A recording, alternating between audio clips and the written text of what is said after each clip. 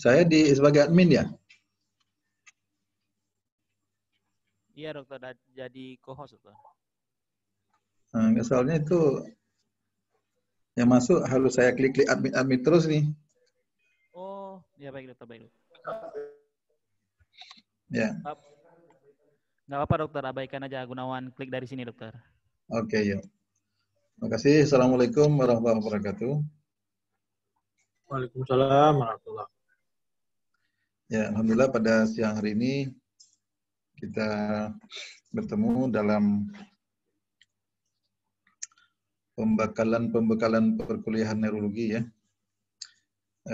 Ini terkait nanti dengan pemeriksaan neurologinya. Jadi untuk supaya pemeriksaan neurologi itu bisa mantap, bisa dilakukan dengan baik ya, ilmu dasarnya kita harus tahu dulu. Ya. Jadi pada hari ini saya akan menerangkan dulu tentang sistem saraf otonom. Ya. Mungkin kita sudah terbiasa mendengar istilah sistem saraf otonom, ya, bukan suatu yang asing.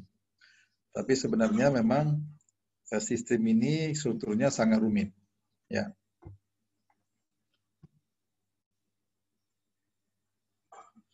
Nah, secara umum ya, sistem persarafan itu dibagi menjadi dua kelompok. Yang pertama adalah sistem saraf pusat atau CNS, di mana pusatnya itu ada di medula spinalis, otak dan batang otak. Oke.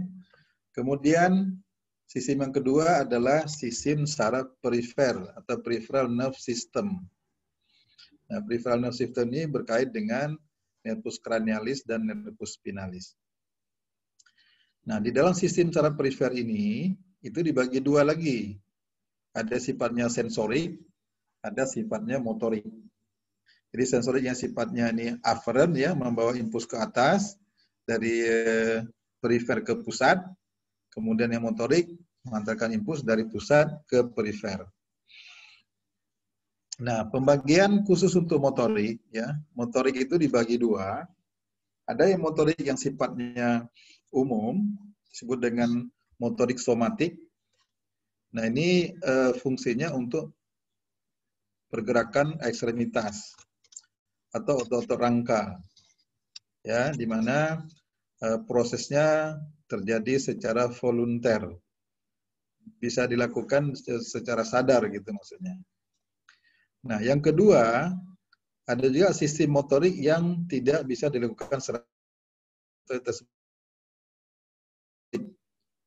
Ya, ini khususnya untuk perserapan organ dalam. Ya, nah umumnya ini untuk perserapan otot polos, otot jantung, kelenjar. Yang ini diatur oleh sistem yang disebut dengan sistem saraf otonom.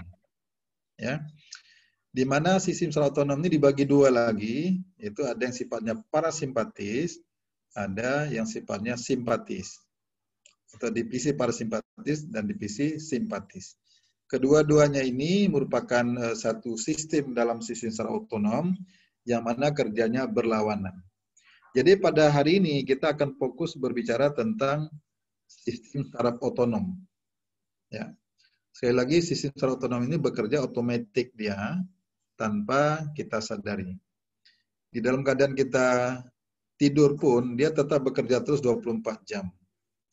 Kita bisa merasakan jantung terus berdenyut tanpa kita sadari. Ya.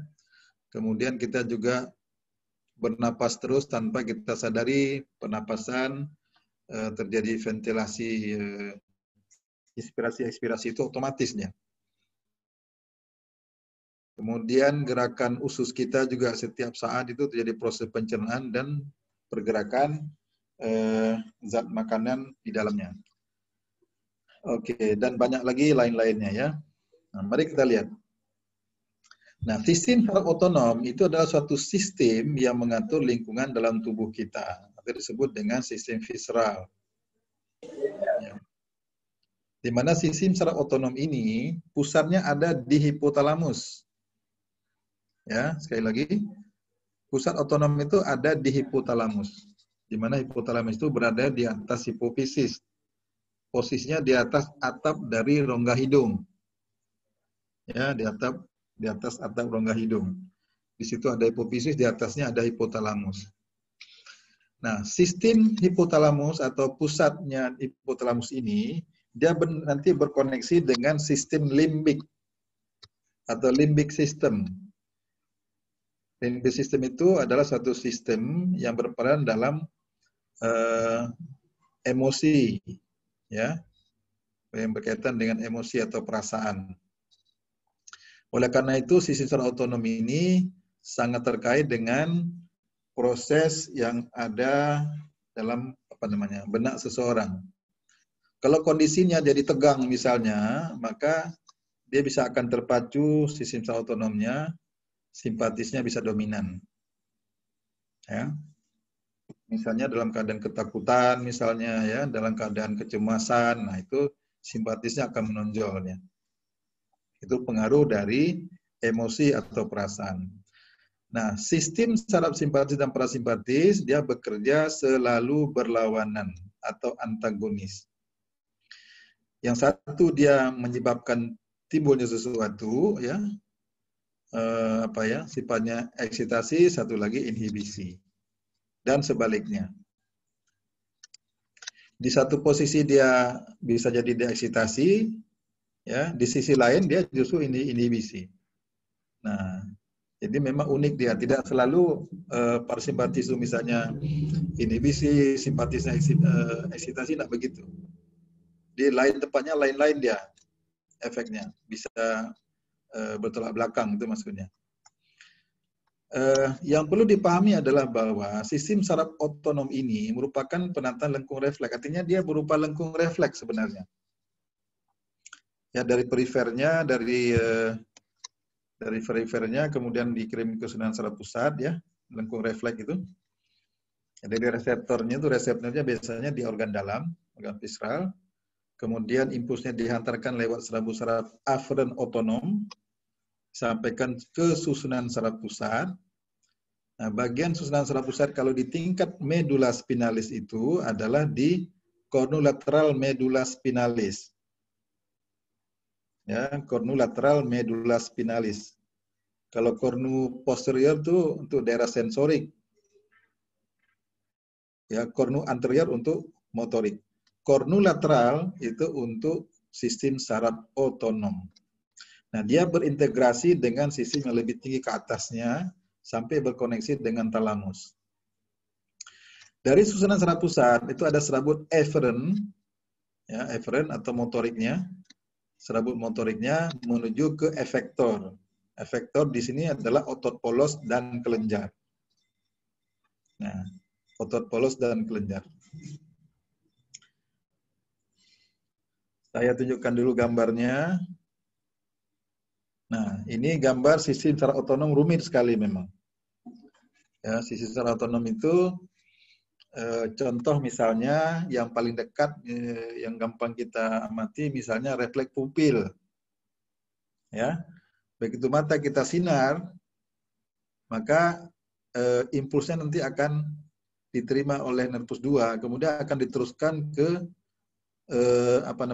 ke nervus, ke batang otak di sana. Ya, kemudian dia nanti berkoneksi dengan nervus Edengerwis-Pal namanya.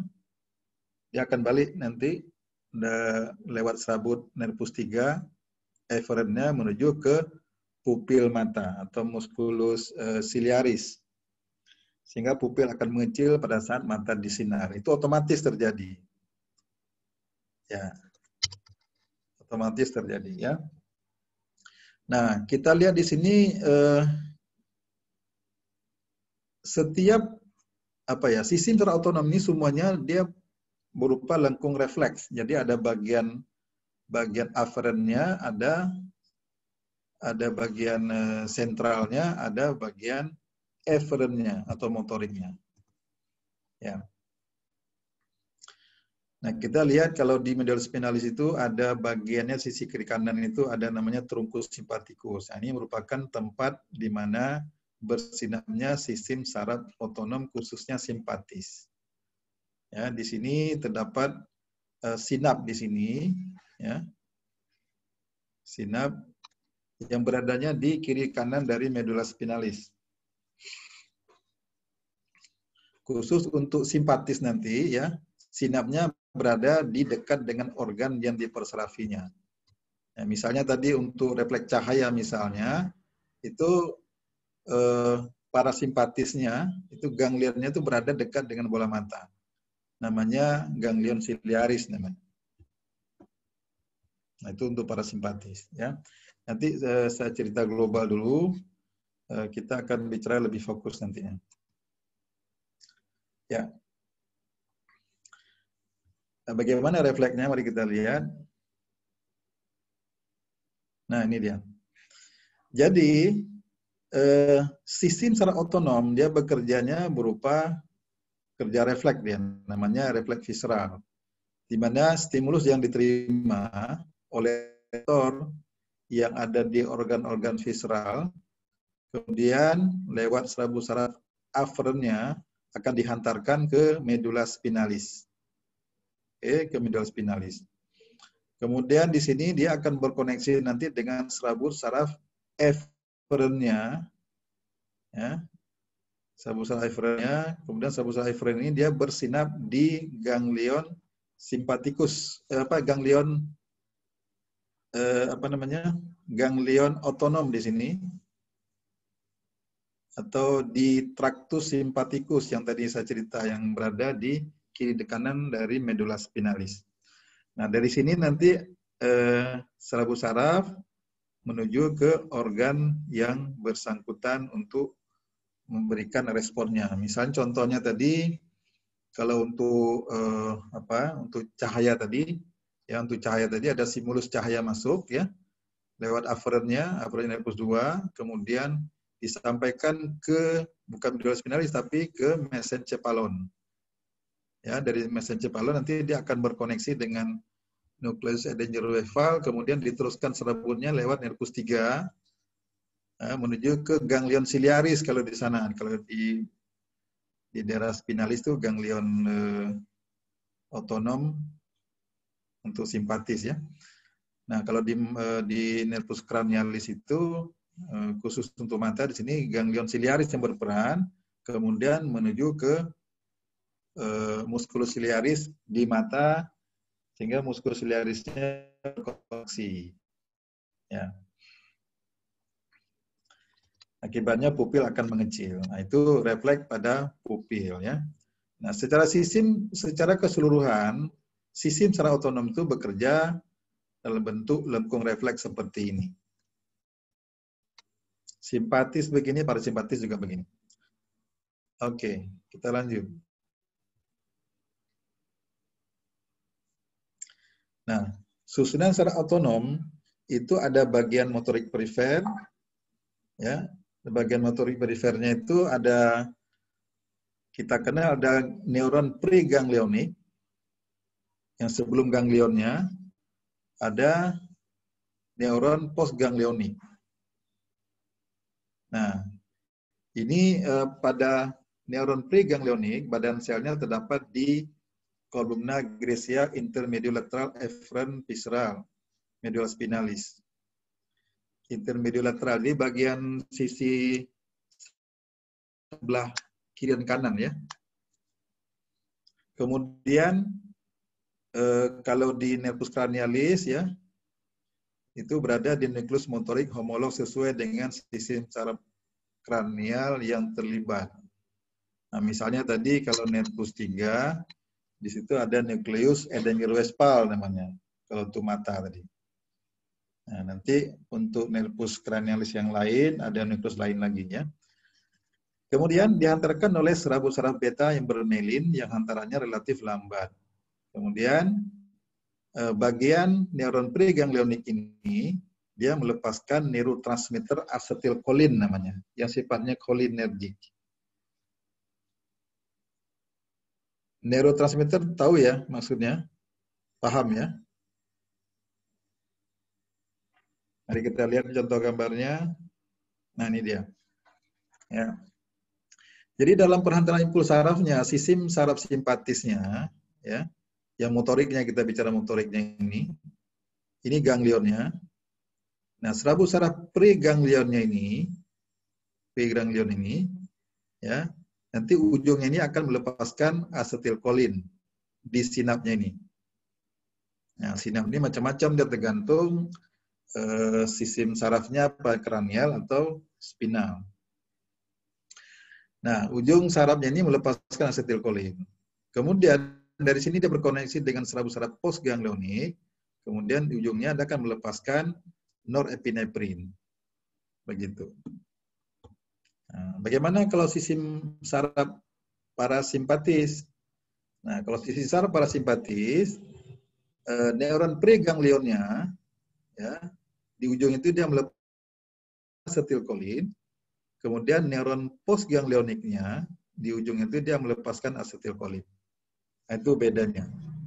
Jadi kalau simpatis, neurotransmitternya adalah asetilkolin dan norepinefrin, sedangkan yang parasimpatis asetilkolin dan asetilkolin.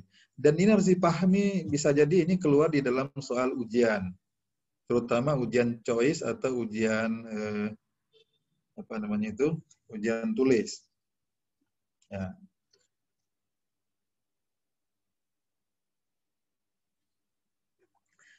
Nah, neuron postganglionik tadi dihantarkan oleh serabut C. Serabut C ini serabutnya kecil dan dia tidak bermelin.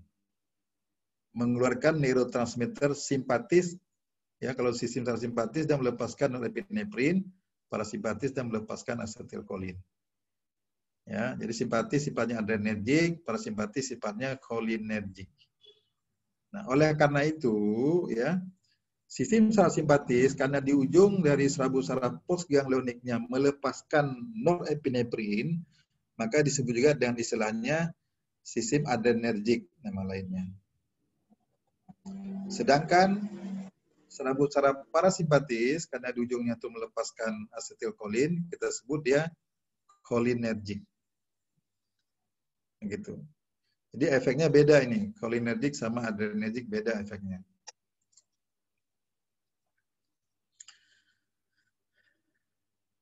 Nah, sinap yang terjadi tadi berada di luar susunan saraf pusat.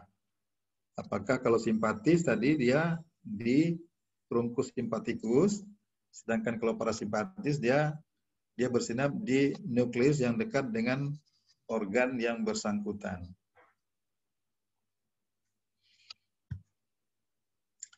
Nah, sekarang kita lihat lebih detail lagi perbedaan simpatis dengan parasimpatis. Ya. Jadi sistem saraf otonom ini dibagi menjadi divisi simpatis yang persarafannya itu persarafan torakolumbal namanya. Ya, ini dia torakolumbal. Sistem simpatis. Jadi mulai dari torakal 1 sampai torakal 12 atau sampai lumbal berapa nih? Sampai lumbal 2, lumbal 1 ya. Lumbal 1 2. Nah, itu sistem simpatis. Di mana semuanya serabut nanti akan berkoneksi nanti atau bersinap di trunkus simpatikus ini. Atau nama lainnya yang bulat-bulat ini namanya ganglion simpatikus. Ganglion simpatikus ini karena dia bergabung seperti buah tasbih ya. Nah, disebut dengan trunkus simpatikus nama lainnya. Oke. Perhatikan di sini ya. Sistem simpatis dia sifatnya torakolumbal. Sistem persarafannya. Saya ulang, sistem simpatis persarafannya torakolumbal. Ya.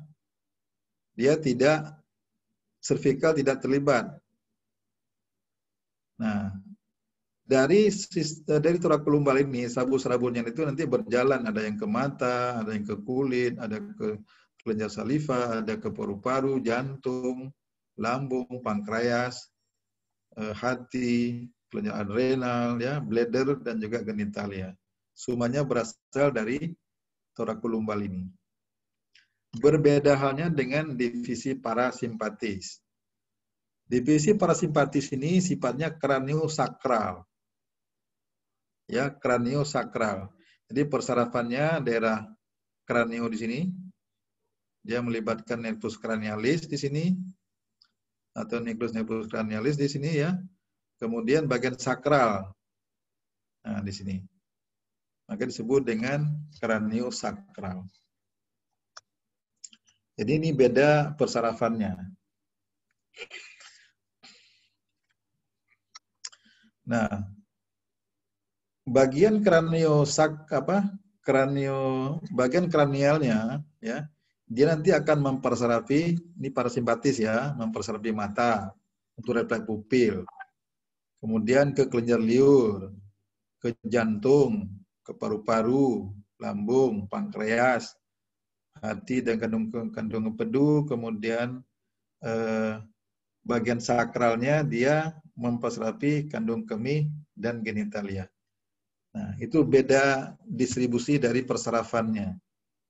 Sekali lagi saya ulang, divisi parasimpatis sifatnya kraniosakral. Berbeda dengan sistem simpatis. Di saluran gastrointestinal, kedua komponen ini berkomunikasi dengan sistem saraf enterik. Jadi khusus untuk organ-organ dalam, organ visceral, ya, dia nanti sistem saraf simpatis dan parasimpatis ini berkoneksi dengan sistem saraf atau sistem persarafan yang ada di daerah usus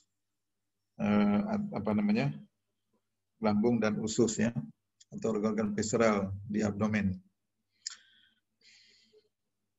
Ya.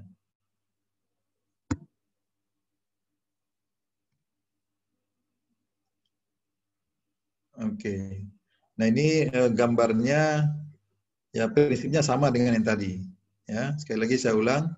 Ini yang sebelah kiri sistem simpatis, persarafannya torakolumbal. Ya. Sedangkan parasimpatis kraniosakral. Begitu. Organ yang dituju sama, cuman sumber serabut sarafnya beda. Sehingga ini akan bermakna nanti di dalam di dalam kasus tertentu. Ya. Kasus-kasus yang melibatkan sistem saraf otonom itu bisa jadi permasalahannya akan berbeda tergantung letak lesinya. Misalnya letak lesi di medula spinalis misalnya. Itu yang terlibat adalah sistem simpatis yang kena. Ya. Tapi kalau dia di batang otak, kemungkinan parasimpatis yang kena. Begitu. Ya. Demikian juga di di sakral misalnya. Ya, di sakral ini kalau ada kelainan di sakral, ada trauma misalnya bagian sakrumnya rusak, maka parasimpatis di sini akan terganggu dia. Sehingga bisa jadi ada gangguan dari kemampuan buang air kecil. Ya, gangguan miksi. Nah, kalau kena di sini dia di perifernya, maka cenderung menyebabkan kandung kencingnya tidak bisa berkontraksi sehingga terjadi retensi urin. Ya. Dan itu berbeda halnya nanti dengan kelainan yang sifatnya sentral. Ya, jadi ada istilahnya nanti retensi urin, ada istilahnya inkontinensia urin. Oke. Saya lanjut ya, nanti kalau ada yang bertanya silakan ya. Nah, apa beda simpatis dan parasimpatis? Bedanya adalah bahwa simpatis sifatnya fight or flight namanya. Jadi kalau ada sesuatu yang yang mencekam ya, bisa timbul perlawanan gitu, jadi fight dia. Atau bisa jadi justru melarikan diri, di fight or flight. Jadi pada kondisi-kondisi yang menakutkan, kondisi yang mencemaskan misalnya, maka nanti akan timbul dominasi simpatis. Ya, dominasi simpatis. Sebaliknya, dalam keadaan istirahat, ya, dan dalam keadaan di mana proses pencernaan sedang berlangsung, itu dominasi parasimpatis. Begitu. Nah, sekali lagi, kedua sistem ini dia bekerja normalnya dalam keadaan keseimbangan. Kalau tidak seimbang satu-satu, misalnya simpatis lebih dominan, selalu dominan misalnya, itu efeknya macam-macam. Bisa tensinya naik, bisa denyut jantungnya cepat, ya, bisa apa ya, bisa timbul banyak apa namanya keringat misalnya, ya. Nah, sebaliknya kalau parasimpatis yang dominan itu menyebabkan peristaltik ususnya akan lebih cepat sehingga orang akan diare dan sebagainya. Nah, jadi efeknya itu berbeda antara keduanya, dan yang paling penting kita pahami bahwa keduanya itu selalu bekerja berlawanan.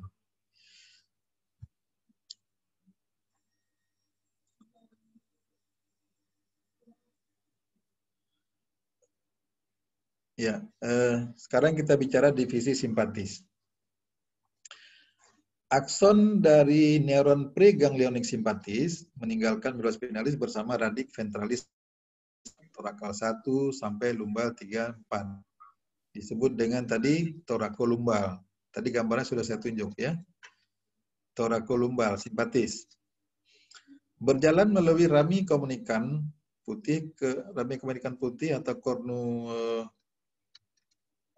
ramus komunikan putih di rantai ganglion simpatikus paravertebral, atau kita kenal dengan trunkus simpatikus paravertebralis.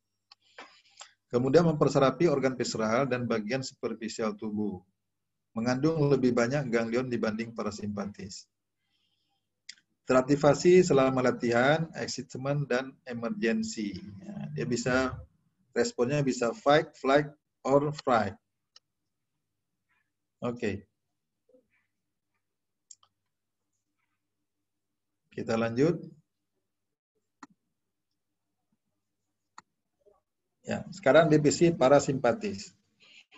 Nah, divisi parasimpatis ini sifatnya tadi kraniosakral, ya, kraniosakral. Nah, kraniosakral berarti di kranial itu melibatkan nervus cranialis di situ. Nervus cranialis yang terlibat ada 4 nervus, yaitu nervus oculomotorius, nervus 3, ini terkait dengan refleks pupil. Ada nervus facialis, ini terkait nanti dengan kelenjar air liur ya. Demikian juga glossopharyngeus, ada kaitan dengan darah kerongkong. Dan yang keempat adalah nervus vagus. Jadi sekali lagi saya ulang bahwa sistem parasimpatis dia melibatkan 3 nervus cranialis di bagian kranialnya, yaitu nervus 3, nervus 7, nervus 9, dan nervus 10. Nah, ini nanti terkait dengan pemeriksaan yang akan kita lakukan nanti. Jadi hari ini saya gambarkan dulu teorinya. Ya, nanti pada pertemuan berikutnya kita akan lakukan pemeriksaan-pemeriksaan terkait fungsi-fungsi dari sistem otonom ini. Badan selnya terdapat di nukleus nervus cranialis batang otak. Begitu. Nah, kemudian serabut yang keluar dari sakral, dia memperserapi visceral panggul atau pelvis dan abdomen melalui cabang pelvis, yaitu nervi spinalis sacralis S2 sampai S4. Ya, sakral 2 sampai sakral 4. Membentuk nervus splanchnicus namanya. Nah, ini dia dominasi dalam keadaan istirahat dan dalam keadaan proses pencernaan. Pusat kontrol sistem saraf otonom ya di batang otak medula spinalis. Ya, di batang otak itu ada formasi reticularis namanya. Di sana yang terdapat di dalam medula oblongata. Dia merupakan substansi abu-abu periaqueductal. Kemudian juga dia dikendali oleh hipotalamus dan amigdala. Amigdala ini kaitan dengan emosi. Hipotalamus yang paling berperan di sini adalah amigdala. Ya. Nah, jadi hipotalamus merupakan pusat integrasi utama dari sistem saraf otonom. Ya. dia mendapatkan masukan dari amigdala yang merupakan bagian dari sistem limbik atau berfungsi atau fungsi emosi. Kemudian sistem secara otonomi juga nanti akan berkoneksi dengan korteks otonomnya. Kita Nah, bagaimana transmisi kimiawi di hubungan saraf otonom? Nah, transmisi dan hubungan sinaptik antara neuron preganglion, postganglion, dan organ efektor. Nah, tadi saya sudah tunjukkan gambar bahwa sistem saraf otonom itu dihantarkan oleh dua neuron yang motoriknya ya. Bagian motoriknya dihantarkan oleh dua neuron, yaitu neuron preganglionik dan neuron postganglionik menuju ke organ efektor. Organ efektor yang dituju ini adalah kelenjar dan otot polos, dimanapun otot polos itu berada, begitu. Jadi otot polos itu merupakan otot yang dia bekerjanya involunter, bekerjanya otonom. Di mana saja otot polos itu? Otot polos itu bisa ada di kelenjar, bisa ada di pembuluh darah, bisa ada di saluran, misalnya saluran saluran cerna, ya, saluran kencing dan sebagainya. Nah, neurotransmitter yang terlibatnya terutama sekali adalah asetylkolin dan norepinefrin. Di samping itu juga ada di bagian tertentu yang ikut terlibat juga dopamin dan GnRH. Di samping itu juga ada co-transmitter lain yang disingkat dengan FIB ini, dia bekerja bersama dengan asetylkolin. Kemudian bisa juga ada zat yang sifatnya ATP dan neuropeptida. Ini dia bekerja bersama dengan norepinefrin. Nah, ini co-transmitter ini dalam pembahasan kita tidak banyak bicara, tapi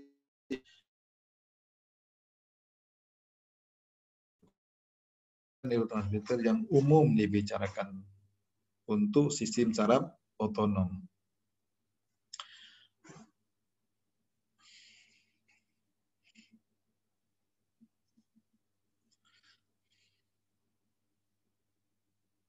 Nah, ini definisi kimia sistem saraf otonom ini berdasarkan mediator kimia dibagi dua.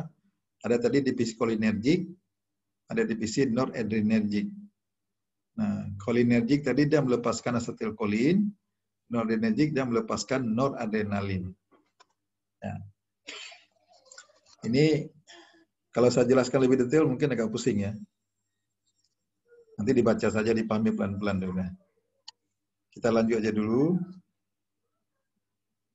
Nah, transmisi ganglion di ganglion simpatis. Nah, potensial yang timbul pada neuron pasca ganglionik oleh perangsangan neuron preganglion itu ada sifatnya eksitasi, ada sifatnya inhibisi. Ya, eksitasi ini disingkat dengan EPSP, excitation postsynaptic, postsynaptic P-nya potensial ya. Sedangkan EPSP itu inhibition postsynaptic potensial. Ini sifatnya inhibisi. Ini sudah lebih detail lagi, ini terkait nanti dengan fungsi reseptor-reseptornya. Ya. Ini saya kira nanti dibaca saja. Yang begini-begini bisa nanti keluar di ujian. Ujiannya ujian teori biasanya.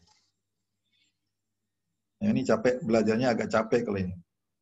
Mesti dihafalkan ya. Oke, kita lanjut.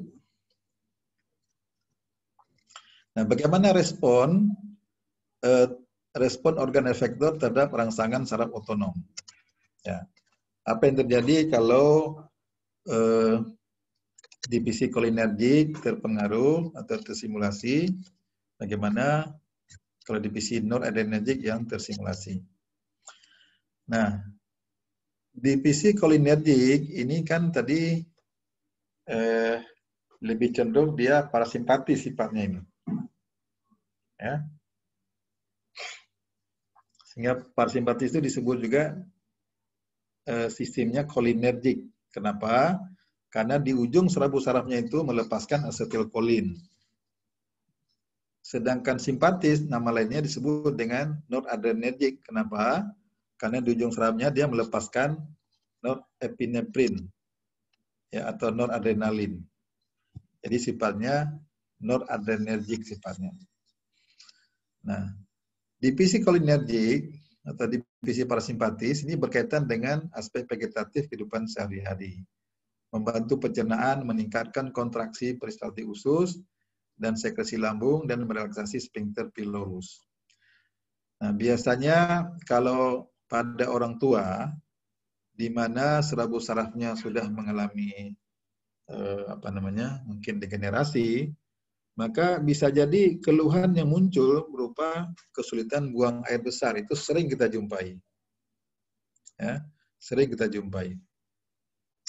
Kemudian ada kaitan dengan sekresi lambung misalnya ya, sehingga enzim yang dikeluarkan di lambung itu, lambung dan usus kurang maksimal sehingga pencernaan tidak sempurna. Nah, ini juga bisa mencetus timbulnya gangguan pencernaan. Nah, kemudian di psikologi juga ada perannya untuk merelaksasi sphincter pylorus. Sistem atau divisi kolinergik ini juga disebut dengan sistem saraf anabolik. Jadi sistem parasimpatis atau divisi kolinergik ya, dia disebut juga dengan sistem saraf yang sifatnya anabolik. Nah, kemudian divisi non-adrenergik atau kita sebut dengan sistem simpatis tadi berkaitan dengan persiapan menghadapi keadaan darurat seperti persiapan untuk lari atau melawan tadi itu. Fight or flight ya. Nah, ini kalau kita lihat ada kaitannya dengan relaksasi akomodasi pada mata. Kemudian dilatasi pupil. Jadi kalau divisi noradrenergik ini atau simpatisnya dominan atau dirangsang dia, maka akan timbul pelebaran pupil. Sebaliknya, kalau parasimpatis yang dominan, pupilnya akan mengecil. Gitu. Di samping itu, efek lainnya untuk simpatisnya atau divisi noradrenergik ini, dia mempercepat denyut jantung, yang meningkatkan tekanan darah, menyebabkan vasokonstriksi pembuluh darah kulit, meningkatkan kadar gula darah, dan lain-lain. Nah, disebut juga dengan sistem saraf katabolik. Katabolik mesti katabolisme. Jadi kalau orang dominannya simpatis, maka orangnya tidak cenderung menyebabkan susah gemuk orangnya. Sebaliknya kalau dominasi parasimpatis, karena sifatnya anabolik, ya orangnya cenderung gemuk. Itu konsekuensinya. Ya. Nah ini kalau bicara lebih detail lagi tentang reseptornya dan lokasinya, ini dia. Ini sudah lebih detail lagi nih. Ya, kita karena neurolog ini kita harus tahu ini. Walaupun agak pusing-pusing memahaminya, tapi harus paham ini. Sistem secara otonom itu ada bagian tadi yang namanya parasimpatis, ada simpatis. Nah, parasimpatis itu reseptornya ada dua. Ada sifatnya nikotinik, ada yang muskarinik. Nah, reseptor nikotinik ini lokasinya berada di semua sel ganglion otonom. Dia juga di medula adrenal juga ada dia, kemudian di sambungan saraf otot. Nah, itu reseptornya nikotinik ya, nikotinik reseptor. Sedangkan reseptor satu lagi namanya reseptor muskarinik, di mana dia bisa terdapat di semua organ efektor yang dipersapi oleh sistem postganglionik.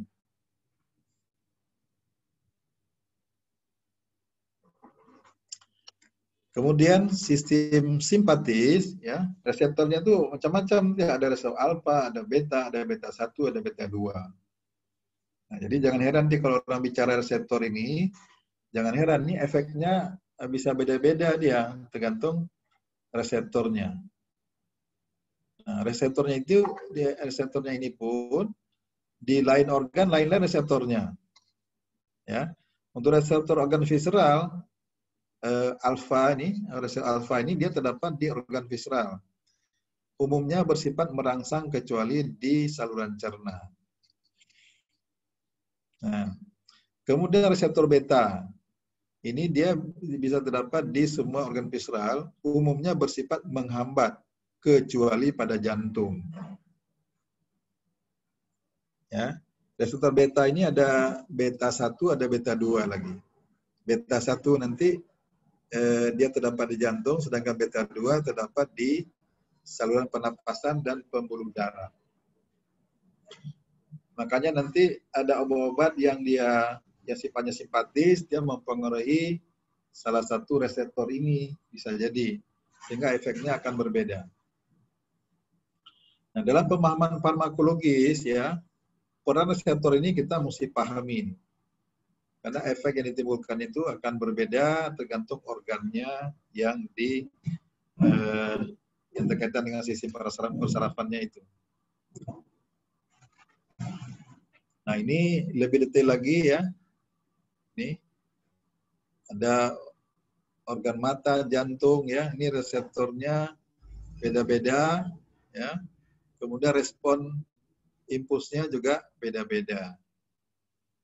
Ya, ini impuls noradrenergik, ini impuls kolinergik. Ini sifatnya ini ya.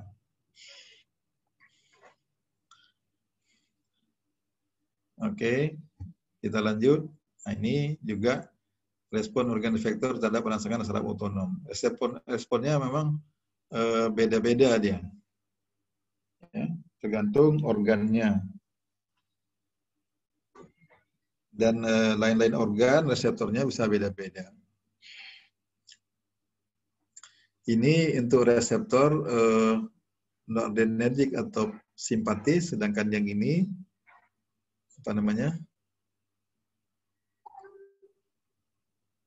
Ya, ini reseptornya untuk noradrenergik, sedangkan ini apa namanya tadi? Kalau untuk parasimpatisnya di sini tidak disebut reseptornya ya.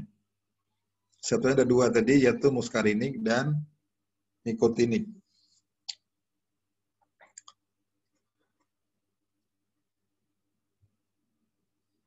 Nah, ini untuk paru, lambung, usus, dan sebagainya. Oke. Ini kandung kemih, ureter, uterus, organ seks, kulit, dan limpa ya. Kemudian medula adrenal, hati, pankreas, dan sebagainya. Nah, ini untuk pemahaman efek obat itu penting kita tahu reseptornya. Dan kalau kita memang tidak mesti semuanya harus dihafalin. Karena ada kaitannya nanti dengan organ-organ visceral. Organ visceral itu untuk kita neurologi tidak apa namanya, tidak kita pelajari lebih detail ya. Hanya umum saja. Oke, ini ya, ini ganglion simpatis dan parasimpatis. Ini senyawa yang meningkatkan kerja otonomnya. Ya. Ini sebaliknya senyawa yang menekan kerja otonomnya. Oke, ini dibaca saja, dipahami sendiri ya. Iya. Oke. Kira-kira begitu gambaran tentang sistem saraf otonom. Kira-kira ada yang mau ditanya enggak ya?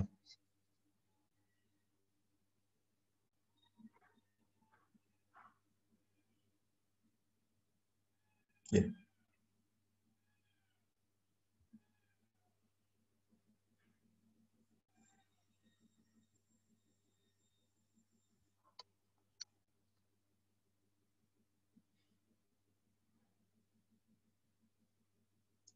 Ya, silakan, ada yang mau ditanya? Sistem saraf otonom ini kalau kita belajar sampai tingkat reseptor itu memang rumit sekali. Tapi pada prinsipnya kita untuk secara global ya, sisi saraf otonom ini kita mesti paham persarafannya itu dari segi neurologisnya. dan kemungkinan dia akan terganggu kalau mengalami kelainannya. Misalnya seperti tadi sistem saraf simpatis, itu sifat peserafannya adalah torakolumbal. Sedangkan parasimpatis sifatnya kraniosakral. Jadi kalau memang seseorang mengalami trauma misalnya, trauma di medula spinalis, ya di daerah torakal, itu efeknya akan berbeda kalau orang mengalami trauma di daerah sakral. Ya, itu maksudnya. Jadi kalau umpamanya ada orang traumanya di daerah torak misalnya, medula spinalisnya kena, maka simpatisnya akan terganggu fungsinya. Maka di situ akan terjadi dominasi parasimpatis. Ya. Sebaliknya, kalau dia mengalami trauma misalnya di daerah sakral, maka di situ karena peserapan ada peserapan parasimpatisnya, maka parasimpatisnya akan terganggu sehingga yang dominan adalah simpatis. Kira-kira paham ya ini? Pada diam semua?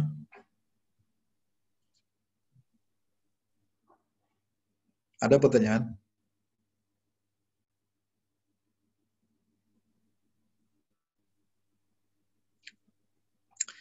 Jadi slide yang paling penting yang saya ajarkan ini adalah yang ini yang paling penting dipahami. Ya, ini yang paling penting dipahami dalam konsekuensi klinisnya nanti. Oke? Ada pertanyaan? Nggak ada. Atau saya kasih kuliah terlalu cepat?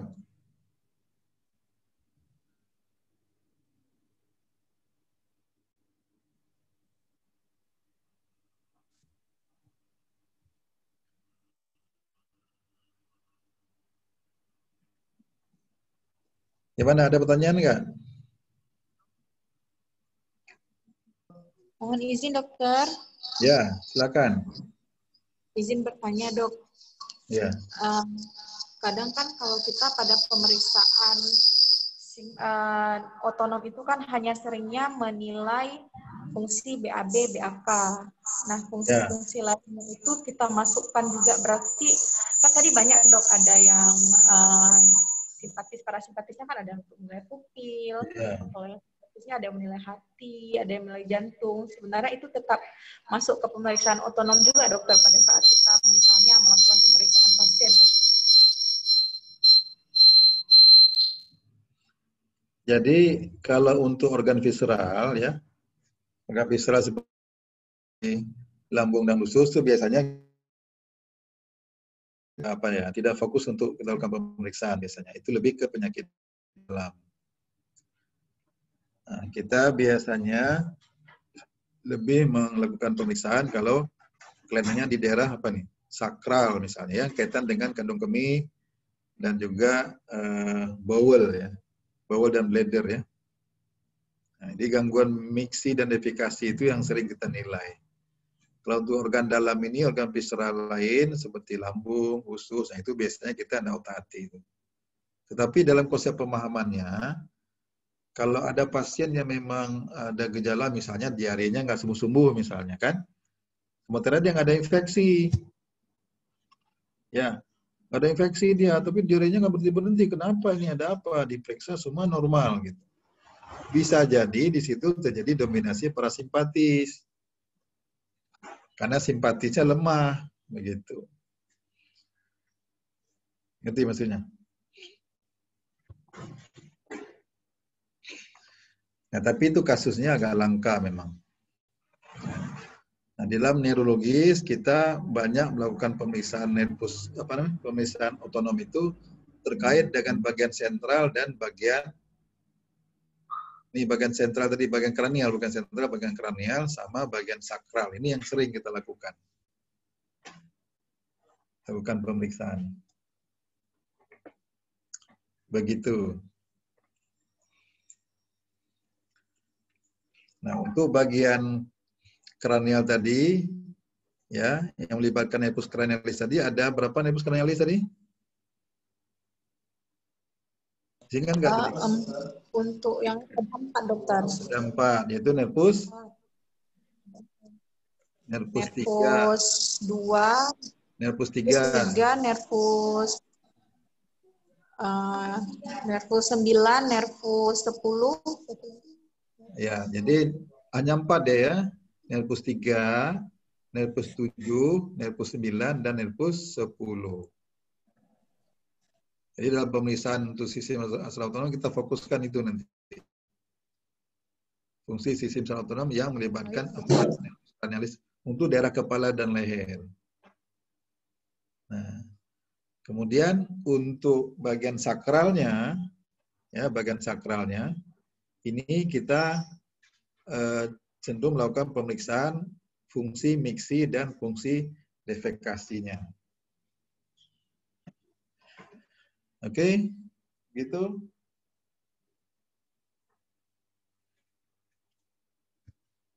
Ada lagi pertanyaan?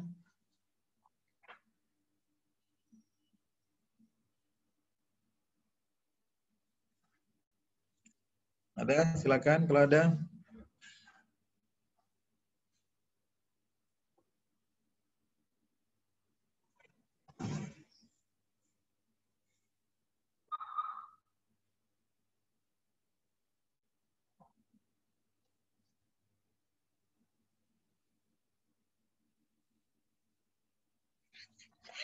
Nah, ini dia.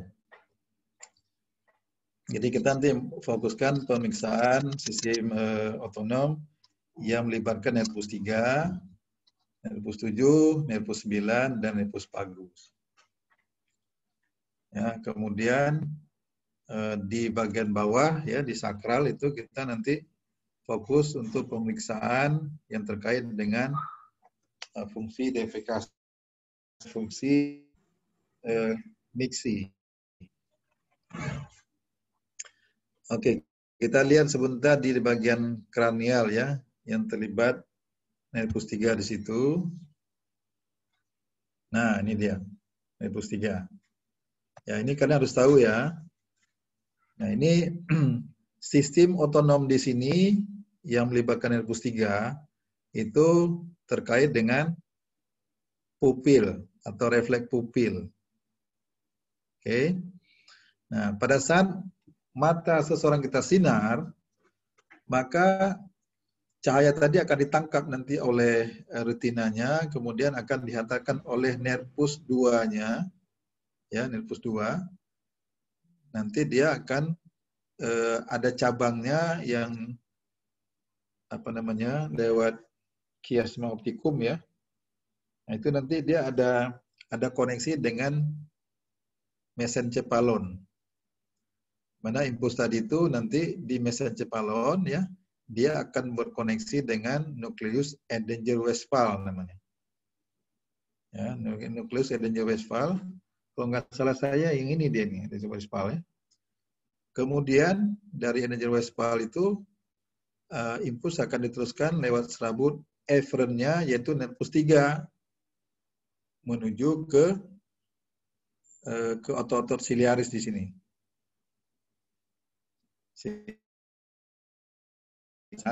Maka pupilnya akan mengecil. Gitu. Oke. Nah, ini untuk nervus 3. Ya.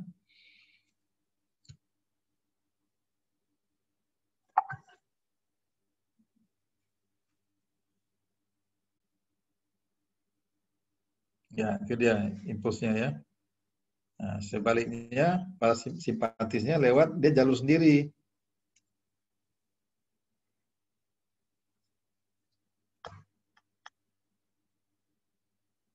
Begitu. Jadi simpatisnya dia tidak lewat nervus cranialis, dia lewat seperti apa serabut-serabut kecil yang mengikuti dinding pembuluh darah menuju ke bola mata. Jadi dia sisi simpatisnya tidak lewat nervus cranialis. Yang lewat nervus cranialis tadi yang parasimpatisnya yaitu lewat nervus 3 tadi. Begitu. Sampai di sini paham kira-kira? Untuk refleks pupil ini. Ya. Refleks pupil ini bersamaan dengan refleks akomodasi.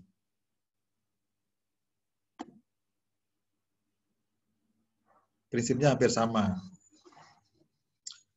Ya. Kemudian kita lihat berikutnya nervus facialis. Nervus facialis fungsinya untuk persarafan kelenjar liur. Kelenjar liur yang dipersarafinya kelenjar apa namanya? Ya. Kelenjar liur yang dipersarafinya apa? Nah, itu dia. Oke. Ya. Diproduksi saliva. Ya.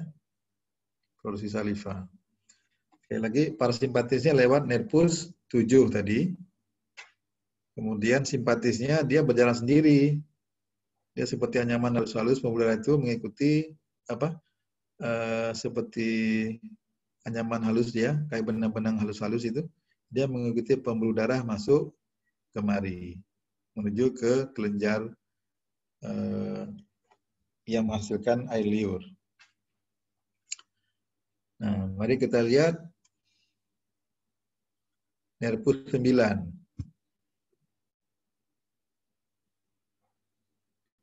Ya, nervus 9, glosopharyngeus ya. Nah, parasimpatisnya perhatikan nervus 9 ya. Nah, menuju ke kelenjar parotis. Itu kelenjar air liur juga yang dia mendapat persarafan dari nervus 9. Itu sifatnya otonom. Jadi kalau nervus 9-nya rusak, ya nervus 9 rusak, itu salah satu konsekuensinya adalah kelenjar parotis yang dia menghasilkan kelenjar liur itu akan produksinya akan terganggu. Sehingga orang akan mengalami kekeringan di mulutnya. Konsekuensinya biasanya kalau mulutnya kering, maka mulutnya akan cenderung berbau. Nah ini biasanya kalau kasusnya begini ya, pasiennya datang berobat ke dokter gigi misalnya, atau dokter THT misalnya, tidak ditemukan ada kelainan apa-apa. Dan kadang dokter THT tidak paham dia. Dokter gigi mungkin juga tidak paham juga. Masalahnya ada sistem di nervus 9-nya terganggu. Bisa jadi itu. Nah, biasanya kalau nervus 9-nya terganggu, nervus 9 ada fungsi lainnya, yaitu fungsi untuk menelan, ya. Fungsi untuk menelan dan juga fungsi refleks muntah. Nah, biasanya dalam pemeriksaannya, kalau pasiennya refleks muntahnya terganggu, sementara dia produksi air liurnya kurang, mulutnya kering, nah, mungkin nervus 9-nya bermasalah begitu. Walaupun memang untuk kelenjar air liur itu tidak hanya kelenjar parotis yang berperan, ada kelenjar lain, yaitu kelenjar submandibularis tadi yang dipersarafi oleh nervus 7. Masih ada peran yang lain, sehingga kalau nervus 9 terganggu, masih ada produksi air liur dari persarapan nervus 7. Begitu. Atau sebaliknya. Ya.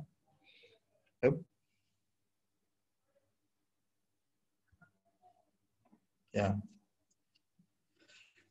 Kemudian nervus vagus. Nah, nervus vagus ini ya persarafannya dia berasal dari medula oblongata, ya. Medula oblongata, kemudian dia menuju ke organ-organ visceral, jantung, lambung, paru-paru, hati. kemudian usus halus, dan sebagian usus besar. Ya.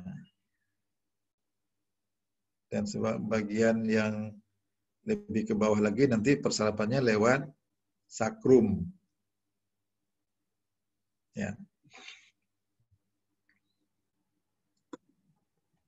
Oke. Itu impuls parasimpatisnya, nah, menuju ke organ visceral.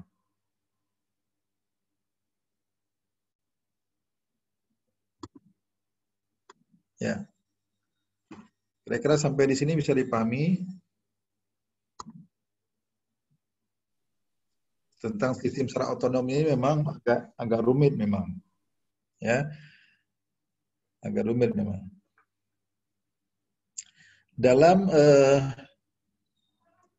Dalam praktek klinis ya, ada obat-obat yang bisa mempengaruhi sistem secara otonom. Ya. Itu obat-obat yang punya efek adrenergik atau cholinergic. Gitu. Ada juga efek yang bisa, ada obat yang bisa mempengaruhi langsung ke reseptornya juga ada. Ya. Misalnya obat untuk menguatkan kontraksi jantung misalnya, itu kan ada yang sifatnya inotropik positif ya. Seperti obat apa namanya itu untuk menguatkan kontraksi jantung apa namanya? Saya lupa nama obatnya itu. PSA, Dok. Hah? PSA. Obat yang untuk menguatkan kontraksi jantung apa namanya? Biasanya dikasih pada orang-orang yang daya pompa jantungnya lemah. Sulfasatropin, Dok. SA, Dok. SA ya. Jadi dia bekerjanya di reseptornya bisa. Ada obat lain misalnya yang dia memang langsung bekerja reseptor. Aduh, apa namanya itu? Lupa. Obat jantung biasanya dikasih pada orang yang daya pompa jantungnya lemah. Daya pompa jantung lemah istilahnya apa ya? Lupa saya.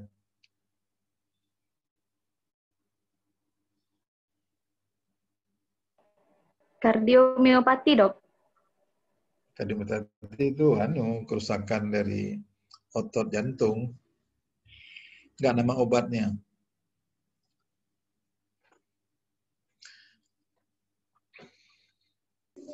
Digoxin. Digoxin ya, digoxin itu dia bekerja di reseptor B1, B2.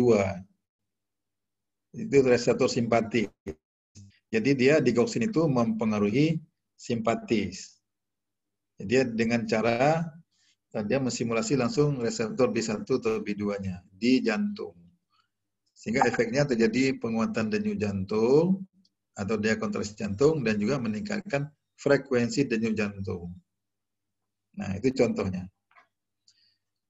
Jadi ada obat-obat yang nanti bisa bekerja langsung mempengaruhi reseptornya.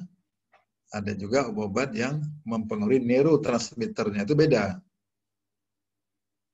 Ya, misalnya dopamin misalnya kan. Nah, itu dia bekerjanya di neurotransmitter yang dipengaruhi. Ya. Oke, masih ada pertanyaan kira-kira? Izin, Dok, mau bertanya, Dok. Ya. Kadang masih bingung, Dokter, masalah Suaranya putus-putus. Halo, Dok. Ya, gimana? Persarafan otonom, Dokter, pada kandung kemih, Dokter. Masalah inkontinensia sama retensio urin, Dokter. Ya. Apakah inkontinensia sama retensio urin itu bisa langsung kita gambarkan letak lesi, Dok? Misalnya pasien dengan inkontinensia, apakah dia itu misalnya langsung kita bilang apa dia di bawah, Dok? Makanya kan dia di sakral. Tapi ada pasien dengan cedera servikal atau cedera UMN di torakal juga munculnya bisa retensio, bisa inkontinensia tuh kadang nggak menentu, Dok. Jadi gimana kita bisa menilai letak lesi dengan klinis inkontinensia atau retensio, Dok? Masih bingung, dokter. Ya, sebentar. Ini gambarnya ya. Kandung kemih ya. Nah, kandung kemih ini persarafannya persarafan parasimpatis dia lewat sakral ya. Sedangkan simpatisnya tetap dari torakolumbar. Oke. Nah, kalau dia mengalami kelainan kelainan yang sifatnya retensi urin misalnya, ya kan? Retensi urin berarti daya kontraksi daripada muskulus detrusornya itu lemah. Ya, itu dengan catatan dia tidak ada gangguan, tidak ada obstruksi di saluran kemihnya. Terjadi retensi. Nah, itu retensi urin ini bisa jadi masalahnya di di saraf otonomnya, di perifernya di sini bisa terganggu dia.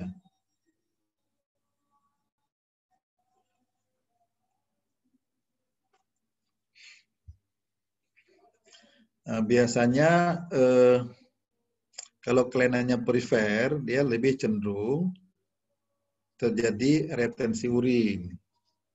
Tapi kalau kelainannya sentral, ya sentral di atas misalnya, itu lebih cenderung terjadinya inkontinensia. Kenapa? Karena refleksnya ini masih ada. Refleks di tingkat kandung kemihnya masih ada. Sehingga pada saat kandung kemih terisi, dia bisa keluar sendiri otomatis begitu. Karena muskulus detrusornya jadi berkontraksi. Itu berbeda kalau lesinya perifer. Nah, biasanya untuk kelainan kandung kemih, kita lihat lesinya sentral atau perifer, biasanya begitu. Yang jadi masalah adalah pada kasus trauma, bisa jadi dia kombinasi traumanya di tingkat pusatnya juga terganggu, di medulus spinalisnya di sini terganggu ya. Juga bisa terganggunya di perifernya juga. Nah, itu masalah. Sehingga kita tidak bisa menentukan letak lesinya di mana. Gitu. Atau menentukan letak lesinya atau sifat lesinya apakah dia upper atau lower motor neuron. Gitu. Tapi kalau memang dia hanya satu letak lesinya misalnya di medulus spinalis, ya, medulus spinalis, maka cenderung dia karena refleks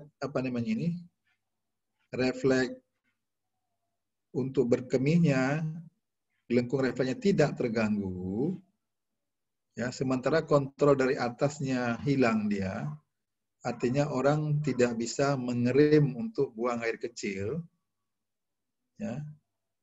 Buang air kecil itu kita bisa kontrol, dia pusatnya ada di otak dan juga dia di sekitar batang otak juga ada titiknya. Ada pusatnya juga. Jadi kalau terganggu di sana, maka impuls yang dikirim ke bawah sini terganggu dia. Apalagi kalau memang ada lesi di tingkat medulus spinalis. Maka impuls untuk menahan pipis dari atas ini putus di sininya. Akibatnya kandung kemih itu begitu dia sudah terisi dengan urin, orang tidak bisa ngerem untuk buang air kecil, sehingga timbul inkontinensia urin. Sebaliknya, kalau kenanya perifer, ya, kenanya perifer, maka refleks kandung kemih ini terganggu dia, di mana berakibat muskulus detrusornya itu tidak mampu berkontraksi. Sehingga kandung kemihnya terisi, kandung kemih tidak mampu memompa urin untuk keluar. Sehingga timbul timbul retensi urin dengan catatan tidak ada sumbatan di saluran rianya.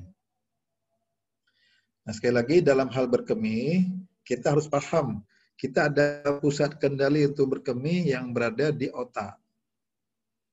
Nah, pada orang tua di mana sudah terjadi demensia, ya, terjadi atrofi dia di otaknya, itu bagian pusat untuk ngerem buang air kecilnya, nah itu terganggu dia.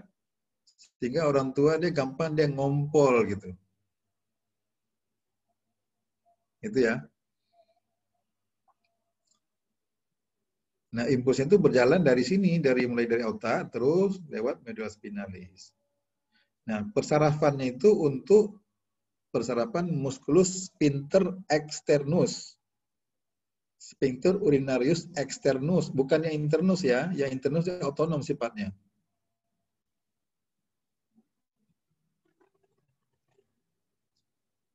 Ngerti kira-kira, Rami? Ngerti dok, ngerti Jadi dokter. untuk berkemih itu ada kemampuan untuk mengontrol buang air kecil, ya, di mana pengontrolan itu berada di otak dan batang otak, yang dia bisa kita mengendalikan musculus sphincter externus dari kandung kemih. Gitu. Jadi kalau ada kelainan di pusat ya, mau di tingkat apa ya, mau di tingkat lumbal, torakal misalnya ya, atau juga lebih ke atas lagi, impulsnya tidak bisa turun ke bawah, sehingga persarafan musculus sphincter externusnya hilang begitu. Sehingga kandung kemihnya itu bekerja otomatis sendiri, nggak bisa kita rem dia. Ngerti maksudnya? Jadi begitu urinnya memenuhi kandung kemih, maka muskulus diatusornya itu terangsang untuk berkontraksi, maka urin akan keluar sendiri tanpa terasa oleh pasiennya. Begitu, Rami. Baik dokter, makasih banyak dok. Ya. Ada lagi pertanyaan lain?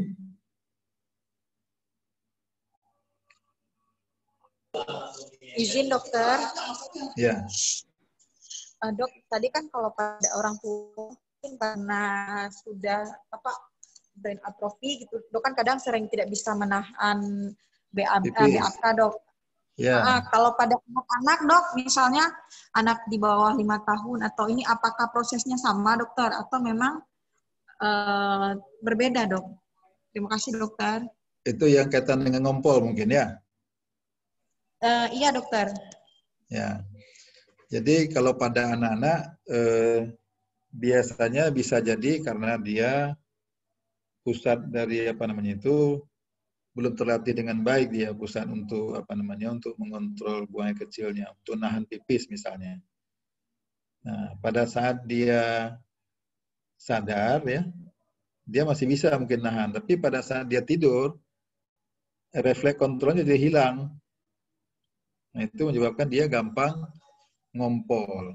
Nah, tapi biasanya itu setelah lewat masa anak-anak dia akan hilang biasanya. Tapi kalau menetap terus sampai remaja juga masih ngompol, kita patut curiga jangan-jangan ada sesuatu sistem persarapan yang terganggu. Gitu. Tapi kalau memang sistem persarapannya terganggu, dia otomatis dalam keadaan sadar pun dia tetap tidak bisa nahan pipisnya. Itu masalah.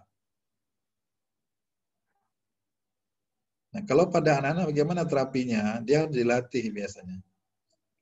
Dilatih untuk nahan pipis supaya muskulus sphincter externus itu terlatih untuk berkontraksi. Ya, dengan cara dia disuruh pada saat kandung kemihnya sudah penuh, dia berusaha untuk tidak langsung mengeluarkan urinnya, dia tahan dulu gitu. Itu tujuannya adalah supaya muskulus sphincter itu mampu berkontraksi dengan kuat untuk menahan pipisnya jangan keluar. Nah, dengan begitu kalau dia sudah sering dilatih begitu, dalam keadaan tidur pun itu refleksnya bisa jalan gitu. Itu yang diharapkan. Ya. Oke, ada lagi pertanyaan lain?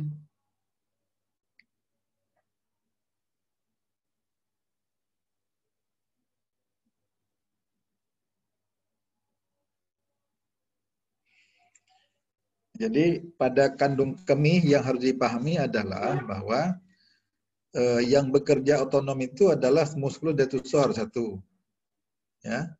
Kemudian yang kedua, sphincter urinarius internusnya itu diperserapi oleh simpatis di situ. Sedangkan muskulus detusornya itu diperserapi oleh parasimpatis. Nah, sementara muskulus sphincter externusnya itu bisa kita kendalikan secara volunter. Ada pusat kendalinya tadi yang saya bilang, itu letaknya kalau di otak itu dekat dengan di bagian sisi tengah, bagian depan, kiri dan kanan, dekat dengan dinding ventricle. Makanya pada orang tua, kalau dinding ventrikelnya sudah melebar, biasanya pusat ini kena dia. Pusat kontrol miksi itu kena. Sehingga pada orang tua, miksinya gampang terganggu. Dia nggak bisa rem, bukan dia sengaja ngompol, tapi dia nggak bisa ngerem untuk buang air kecil. Ya, jadi muskulus sphincter externusnya, sphincter ani externusnya itu tidak mampu lagi berkontraksi karena persarafannya sudah lemah. Di samping itu juga bisa mungkin karena sudah terjadi neuropati juga bisa. Ya, neuropati terganggu sistem hantaran sarafnya sudah lemah, itu juga bisa menyebabkan muskulus sphincter externusnya jadi kurang kuat berkontraksi. Atau bisa jadi masalah di ototnya sendiri. Begitu. Ototnya mungkin sudah mengalami atrofi juga mungkin, sehingga dia tidak bisa mampu mengerem fungsi miksinya. Begitu kira-kira. Bisa dipahami sampai sini? Bisa, dokter. Bisa. Baik, dokter. Ya, jadi kalau nanti masih belum paham bisa nanti didiskusi lebih lanjut ya. Ada pertanyaan lain? Dokter.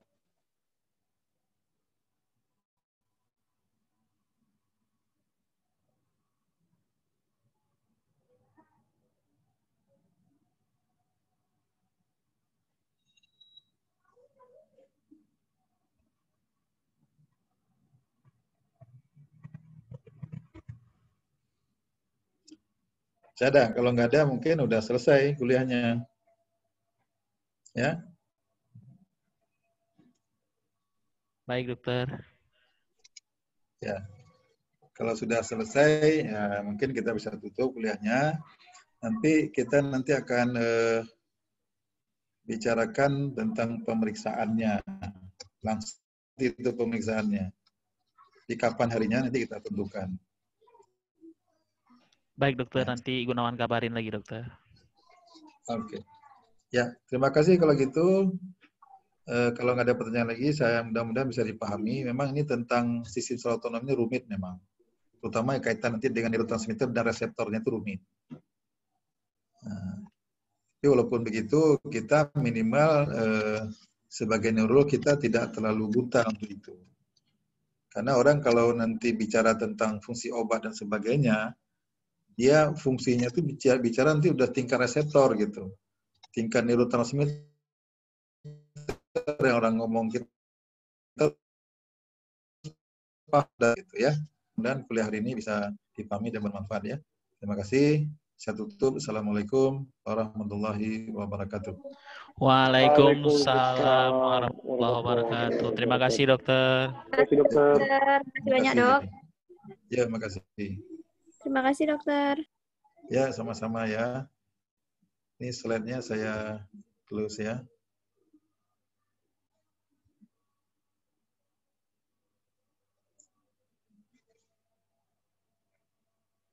Oke, terima kasih. Saya leave duluan. Assalamualaikum. Waalaikumsalam.